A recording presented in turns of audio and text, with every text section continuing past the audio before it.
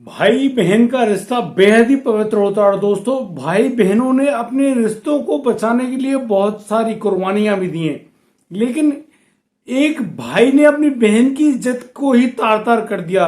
दोस्तों, मानवता के इस पवित्र रिश्ते को शर्मसार कर देने वाला मामला सामने आया उत्तराखंड के देहरादून से, जहां पर 8वीं क्लास की पढ़ने वाली लड़की को उसके ताऊ के लड़के ने बलात्कार करने के बाद गर्भवती कर दिया। तब जाकर उस लड़की के द्वारा यह मामला सामने आया तो उनके पूरे परिवार में हड़कंप मच गया। नमस्कार, आदाब, सत श्री अकाल दोस्तों, मैं भीषम प्रकाश स्वागत करता हूं आपका हमारे YouTube चैनल किस्से क्राइम पर। दोस्तों, पूरी घटना की जानकारी के लिए बने रहिए हमारे साथ वीडियो में अंत तक। हमें सब्सक्राइब और नोटिफिकेशन की बेल को दबाना बिल्कुल ना भूलें। दोस्तों, बेहद ही हैरान परेशान करने वाला यह मामला सामने आया है उत्तराखंड की राजधानी देहरादून से। देहरादून की एक कॉलोनी में एक माँ परेशान है, अपने माथे पर हाथ रखकर बैठी हुई है और वह अपने पति से बार बार यही कह रही है कि तुम चलिए और पुलिस थाने चलते हैं, पुलिस थाने जाकर ही तुम्हें असली बात बताऊंगी, वर जब देखना तुम पर क्या बीतती है। इसीलिए मैं आज परेशान हूं, मुझे परेशानी हो रही है, मैं बहुत ज्यादा दुखी हूं कि आज का जमाना कितना बदल गया है। वह व्यक्ति अपनी पत्नी को समझाते हुए कहता है कि कोई बात नहीं, तुम ज्यादा परेशान मत होइए, आइए मेरे साथ और चलते हैं हम पुलिस थाने। दोस्तों, पुलिस थाने जाते हैं। पुलिस थाने में पुलिस इंस्पेक्टर अपनी कुर्सी पर बैठे होते हैं। इंस्पेक्टर सूर्य भूषण सिंह नेगी के सामने जाकर वह महिला हाथ जोड़कर गिड़गिड़ा रही होती है, कह रही होती है कि उसकी 8वीं क्लास में पढ़ने वाली छोटी सी बच्ची है जिसके साथ बेहद ही बुरा कृत्य हुआ है, और यह बुरा कृत्य कोई और नहीं, उसका खुद का सगा ताऊ का लड़का है। उसने ऐसा क्यों कर दिया, कैसे कर दिया, आखिर मुझे इसके बारे में कुछ भी जानकारी नहीं है। लेकिन सुबह सुबह जब मेरी लड़की चक्कर आने का मुझे बोलती है, यानी कि उसको चक्कर आ रहे थे, उसको उल्टियां हो रही थी, और यह बिल्कुल स्थिति ऐसे ही होती है जैसे कि गर्भ अवस्था यानी कि गर्भ धारण करने के बाद जो स्थिति होती है। उस लड़के ने अपनी बहन ना समझा और उसके साथ बलात्कार किया। बलात्कार करने के एवज में वह लड़की अब गर्भवती हो गई है। उसकी जांच कराने के लिए जैसे ही हम लोग गए डॉक्टर के पास, तो डॉक्टर ने बताया कि वह लड़की करीब 4 महीने की गर्भवती है। हमने उस लड़की से बड़े प्यार से पूछा, तब जाकर उस लड़की ने यह बात सामने लाई कि यह दुष्कर्म करने वाला कोई और नहीं, उसके ताऊ का लड़का है। दोस्तों, इतना सुनते ही उस महिला के पैरों तले जमीन खिसक जाती है।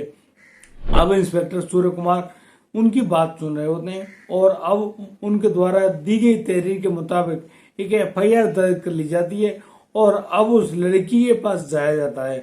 अब पुलिस अब गाड़ी लेकर उस लड़की के पास पहुंचती है और उस लड़की के द्वारा दिए गए बयानों को दर्ज कर रही होती है और लड़की से पूछ रही होती है। तब यह लड़की खुलासा करती है कि उसकी ताऊ का लड़का, जिसका नाम अजय है, ये एक काल्पनिक नाम है, वह कहती है कि अजय, जो कि BA में पढ़ता है, मैं 8वीं क्लास की छात्रा हूँ। एक दिन अजय ने मुझे अपने घर पर बुलाया, एक किताब के बारे में पूछना चाह रहा था। जब मैं उसके घर में गई तो वहां उसके घर में कोई और मौजूद नहीं था। अब यहाँ उस लड़के ने मुझे पकड़कर अपने कमरे में ले गया और वहां जाकर मेरे साथ जबरदस्ती दुष्कर्म किया। और वह लड़का यहीं पर नहीं रुका, उसके परिवारजन कहीं किसी कार्य से गए हुए थे बाहर, और बाहर जाने की एवज में अब यहाँ पर वह लड़का अकेला होता है और उस लड़की के साथ कई बार दुष्कर्म करता है। दोस्तों, उस दुष्कर्म करने के बाद उस लड़की को वहां से भगा देता है, यानी कि उसके घर भेज देता है।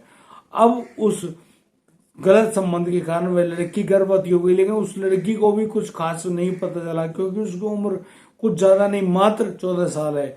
इतनी उम्र में किसी भी लड़की को इतना नहीं पता होता है कि यह गर्भधारण और सारे संबंध किस प्रकार से बनाए जाते हैं। यहाँ वह लड़की दुखी है, परेशान है, और धीरे धीरे उसके पेट में जो उनका आकार है वह बढ़ने लगता है। उसका उस लड़की का जी मितलाने लगता है, उसको कई बार उल्टी आने की भी संभावना बनी है, और वो सब स्कूल के समय होता है। दोस्तों, ये जुलाई महीने की बात है जब वह महिला अपनी बेटी के साथ अपने घर में ही मौजूद होती है। अचानक उस लड़की को उल्टियां आती हैं और वो उल्टी करने के हिसाब से जैसे ही भागती है बाथरूम की तरफ, यहाँ उस लड़की पर गौर कर रही होती है उसकी माँ, और माँ बड़े प्यार से देख रही होती है कि आखिर क्या हुआ है। अब वह लड़की बताती है कि उससे ऐसा कुछ नहीं है, उसको डॉक्टर के पास जाना है। डॉक्टर के पास जाने पर उस लड़की को दवाएं दी जाती हैं, लेकिन उन दवाइयों को लगातार खाने के बाद भी उस लड़की की तबीयत बिल्कुल खराब रही, यानी कि वह बिल्कुल भी ठीक नहीं हुई। दोस्तों, यहाँ वह माँ अपनी बेटी को प्यार में लेकर जब उसे पूछती है कि कहीं किसी ने तुम्हारे साथ कुछ ऐसा गलत कार्य तो नहीं किया, या फिर किसी ने आपको बहला फुसलाकर अपनी बातों में लेकर कुछ गलत तो नहीं किया, तो यहाँ पर वह लड़की रोने लगती है, परेशान हो जाती है और कहती है कि देखो, जो हमारे ताऊ का लड़का जिसका नाम अजय है, उस अजय ने मेरे साथ इतना बुरा कृत्य किया है। मैं इस बात को यदि तुम बताती तो तुम उल्टा मुझे ही मारते। तुम लोग मेरी बात ना सुनते और ना ही तुम मेरी बात को मानते। इतना कहकर वह लड़की बहुत तेज रोने लगती है। और वहाँ यहाँ पर जब उस लड़की को आशा नर्स के पास ले जाया जाता है, तो आशा नर्स द्वारा किए गए परीक्षण के अनुसार वह लड़की गर्भवती थी, और गर्भवती नहीं 1-2 महीने की नहीं 4 महीने की गर्भवती थी।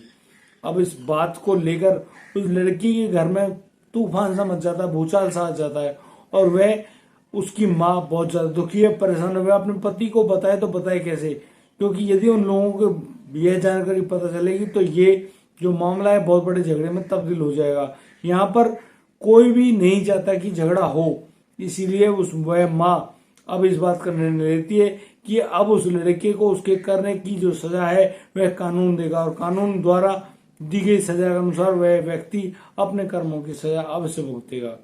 दोस्तों, बुरे काम का बुरा नतीजा। यदि कोई लड़का या लड़की अपने संबंधों को ताक पर रखते हुए एक दूसरे के साथ मानवता को शर्मसार करने वाले कर्म करेंगे तो इनका परिणाम बेहद ही बुरा होगा।